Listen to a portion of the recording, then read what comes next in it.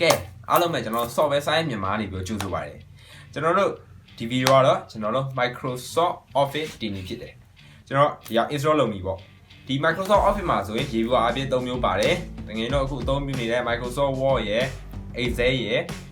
PowerPoint အဲ့3မျိုးပါတယ်ကျွန်တော်အခုတင်ပြမယ့်ဗီဒီယိုကတော့ကျွန်တော်တို့ Microsoft Office 2010 version ဖြစ်တယ်ဘာလို့ဒီ2010 version တင်တာလဲဆိုတော့တော်တော်များများကျွန်တော်မြန်မာနိုင်ငံမှာဒီ2010 version ကိုလူသုံးများလို့ဖြစ်တယ်အခုလက်ရှိထွက်နေတာတော့ကျွန်တော်တို့ဒီစက်တင်ဘာလောက်ဟုတ်တယ်စက်တင်ဘာလောက်2018လောက်မှာကျွန်တော်တို့ Microsoft Office 2019ဆိုပြီးထွက်လာတယ်။2018မှာ2019အတွက်ထွက်တယ်ဆိုရင်တော့စမ်းတော့ထားတော့ကဲအခုဆိုရင်ပြောနေရကြတယ်ကျွန်တော်စလိုက်အောင်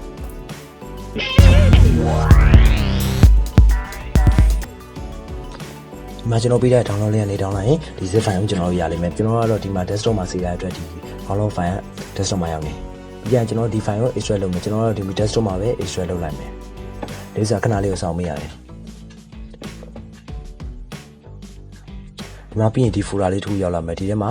ကျွန်တော်တို့ကဒီ install လုပ်ဖို့တဲ့ file ရှာမယ်ဒီဥစ္စာကိုကျွန်တော်တို့ကဖွင့်ပေးရမယ်အဲ့မှာကျွန်တော်ဖွင့်လိုက်ပြီးဒီမှာအောက်မှာကျွန်တော် server file ကိုကျွန်တော်ရှာမှာဒီမှာအောက်ဆုံးမှာရှိတဲ့ဒီမှာ server.exe အော်ဒီမှာအဲဒီစာကိုကျွန်တော်တို့ click လုပ်လိုက်မယ်။ click ပြီးတော့ဖွင့်လိုက်ရင်ဒီမှာခဏလေးစောင့်မြင်နော် click လိုက်ရင်တက်လာပါလိမ့်မယ်။ဒီမှာ Office ဆိုပြီးတက်လာဒီမှာကြောက်ဒီမှာ3ခုရှိရယ်ကျွန်တော်ကကြောက်3နေကြ Microsoft Office Professional Plus ကိုပဲကျွန်တော် install လုပ်မှာဒီအောက်မှာလည်းတကယ်ချင်းတို့လိုရတယ်လို့ပြောရနိုင်တယ်ကျွန်တော်တို့ကတော့ပုံမှန်3နေကြတိုင်းဆိုရင်တော့ Office Professional Plus ကအပေါ်မှာဖြစ်နေဒီမှာကျွန်တော် continue လုပ်လိုက်မယ်ပြီးရင်ဒီမှာကျွန်တော် license agreement ကို accept လုပ်လိုက်မယ်ပြီးရင် continue လုပ်လိုက်ပြီးရင်ဒါ install now ဆိုရင်ကျွန်တော်တို့ကပြီးသွားပါပြီဒီမှာဒါခဏလေးဒီနေရာမှာကျတော့တကယ်ကျွန်တော်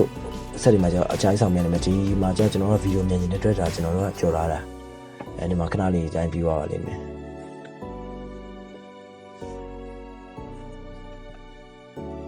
တကယ်ကျွန်တော် file မှာကျွန်တော်ဒါမိနစ်20လောက်တော့ကြာမယ်ထင်တာပဲကျွန်တော်တို့လည်းအဲ့လောက်တော့ကြာတယ်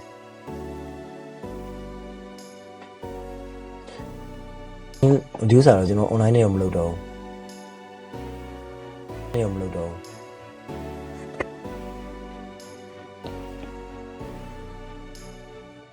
အဲဒီမှာကျွန်တော် Windows key ကိုနှိပ်ဒီမှာ Office လို့ရလာရင်ဒီမှာ Office ဆိုတာလေးကြာလာလိမ့်မယ်။ဒီမှာကျွန်တော်တို့ကဒီမှာ Microsoft Word ကိုဒါကျွန်တော်တို့ဒီမှာအဆန်းဖွင့်ကြည့်လိုက်မယ်ဒီမှာ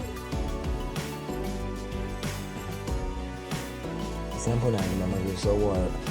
ဒီမှာပွင့်လာပါပြီဒီမှာတကယ်ချင်းလို့လည်းဒီမှာအဆင်ပြေမလို့မလုပ်ပါဘူ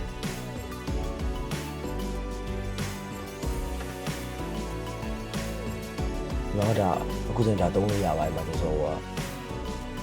ပြန်ကျွန်တော်ဒီမှာ icon တွေကို desktop ပေါ်မှာတင်လာခြင်းနဲ့လွယ်တကူယူသုံးခြင်းနဲ့ဒီမှာကျွန်တော်ဒီမှာ Windows key ခုနမှာနှိပ်လိုက်ဒီမှာMicrosoft Word ရှိဒီမှာ More သွားဒီမှာ Open File Location သွားလိုက်ကျွန်တော်ဒီမှာဆိုရင်ဒါ Office နဲ့ပတ်သက်တဲ့ file တွေဒါပေမဲ့ကျွန်တော်တို့ကသုံးနေကြ Word တို့ PowerPoint တို့ Excel တို့ပဲဒါကျွန်တော် desktop မှာတင်လာမယ်အဲဆိုရင်PowerPoint ကို click လုပ်လိုက်ဒီမှာ send to ဆိုပြီးဒီမှာ desktop create shortcut ဆိုတာရှိတယ်အဲဆိုရင်ဒါရောက်သွားပြီဒီကျရင်ကျွန်တော် Word ကိုလည်းထပ်တင်လာမယ်ဒီမှာ send to ခုနတိုင်းပဲ desktop create shortcut ပဲဒီမှာကျွန်တော်တို့ပြီးကျရင် PowerPoint ကျန်နေတယ် Excel ဒါ Excel ကျန်နေကျွန်တော်တို့က send to ဆို desktop create shortcut ရောက်သွားပြီလားအခုလုံးဒီမှာ desktop ပေါ်မှာရောက်သွားပြီအဲဒီမှာဆိုကျွန်တော်ဒီမှာ PowerPoint ကိုဒီမှာသုံးခုလို့ရအောင်ကျွန်တော် PowerPoint ကိုစမ်းဖွင့်ကြည့်လိုက်မယ်ဒီမှာဆိုရင် Microsoft PowerPoint 2010ကိုဖွင့်လို့ရပါတယ်ဒါဆိုအလွယ်တကူသုံးလို့ရပြီပေါ့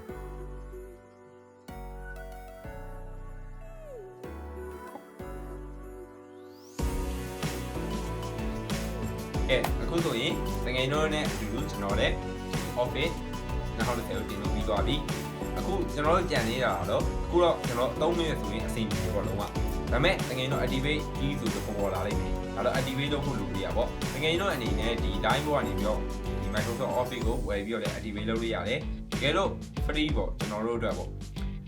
free ရကျင်တယ်ဆိုရင်တော့ကျွန်တော်တို့နောက်တစ်ခေါက်ဗီဒီယိုမှာကျွန်တော်ဒီ Windows activate လုပ်တဲ့နည်းနဲ့ Microsoft Office activate လုပ်တဲ့နည်းကိုကျွန်တော်တရားပြောပြပေးသွားမယ်ဖြစ်တယ်ကဲအားလုံးကျေးဇူးတင်ပါတယ်တကယ်လို့အဆင်ပြေတာတခုခုရှိခဲ့ရင်ကျွန်တော်တို့ဒီ page ရဲ့ chat box မှာပဲဖြစ်ဖြစ် comment မှာပဲဖြစ်ဖြစ်အားရောက်ဆွေးနွေးနိုင်ပါတယ်အားလုံးကျေးဇူးတင်ပါတယ်